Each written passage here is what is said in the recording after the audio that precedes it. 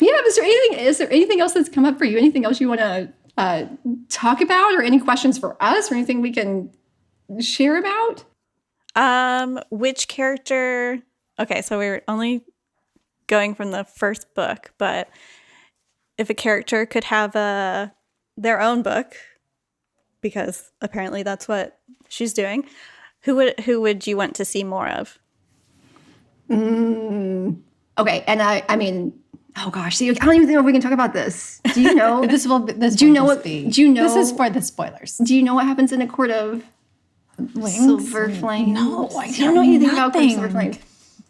I can leave the room. I leave the room. No, and you guys can chat. Are you sure? But I will say, so I like, want you to get it out. Book two was definitely like my favorite. You know, and the other ones were, you know, and I'm like, you just have to have book one to enjoy book two. It's part of the buildup. You know, three was good.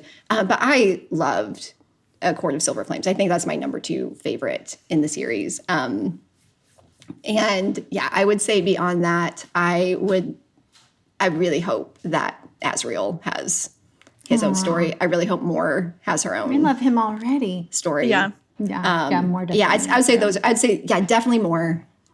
I'm just finishing Azriel. reading. Have you read the fanfic of Reese's point of view of Mist and Fury? No, I just saw that on TikTok gosh. and I was like,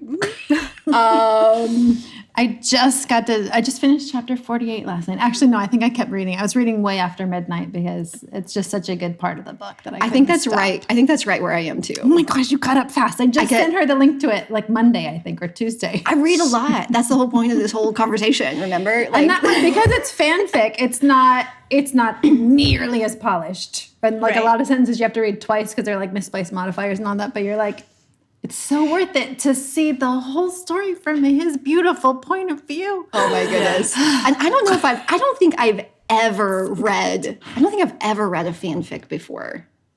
Yeah, I hadn't either. Yeah, but she sent me this. Jeez. I'm like, I have to read this. I just love that man, that not man, that person, that being.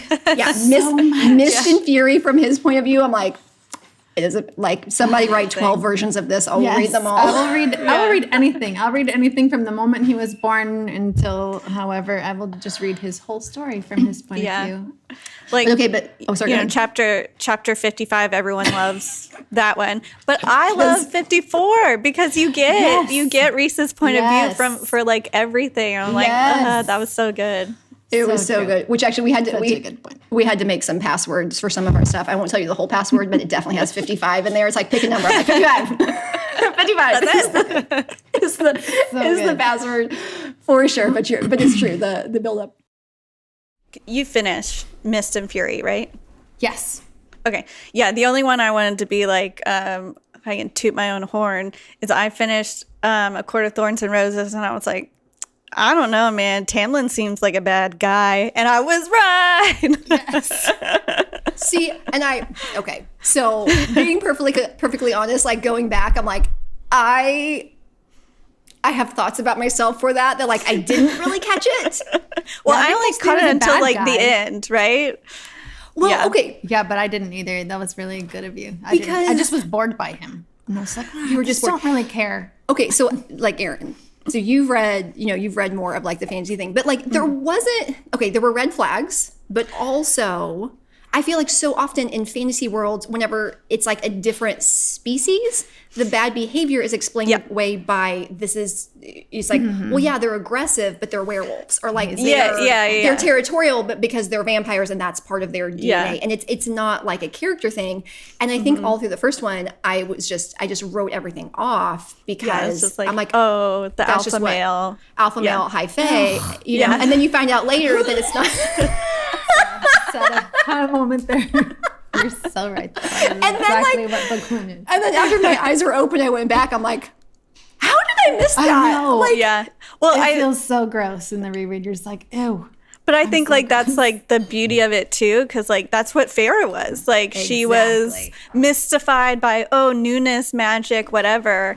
And like I said, I only got it at the very end where like she did all this stuff and he was just like there, and I was like, and I didn't realize like it was actual a character flaw. I was like, am I supposed to feel like this? Am I supposed to like that they're together? He's the love interest, and we're assuming that he's like everything he's supposed to be. Yeah. We just go along. And I think that's how we are in real life too. For like, but he's my love interest. He's the one. God said he was the one. So he can't have flaws. Yeah. And it was so interesting doing the reread, like once like your eyes are kind of open to it and then you go back and you're like, oh my word, red flag after red flag after red flag. And even you see that like she's having moments of like, she sees it in book 1. But the first time I read it, I think I just wasn't thinking about it that deeply. I'm like half asleep. Like I always read before bed and I'm just like breezing through it. Yeah. And missed a lot of it. And then I went back, I'm like, how did I breeze over that? Like, that is... We all do. That's icky. Like that's just we're in it together though. It's all right. True. And she loves to, Sarah J. Maas loves to trick us into thinking it's this one, but no, it's actually she's genius. Yeah. Yeah, and I love it so much. Okay.